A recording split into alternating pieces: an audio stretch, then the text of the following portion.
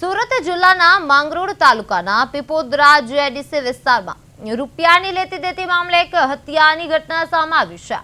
મળતી માહિતી મુજબ જીતેન્દ્ર ઉર્ફે રાજુ જોગરાજ પઢિયાર અને તેના મિત્ર સુબાલા મુરલી ગોડા વચ્ચે પૈસાની બાબતે બોલાચાલી થઈ હતી અને આ વાતચીત દરમિયાન વિવાદ ઉગ્ર બનતા સુબાલા મુરલી ગોડાએ જીતેન્દ્ર પર ચપ્પાથી હુમલો કર્યો હતો। આ હુમલામાં જીતેન્દ્રને ગળાના ભાગે ઈજા પહોંચતા તેનું ઘટના સ્થળે જ મોત થયું હતું।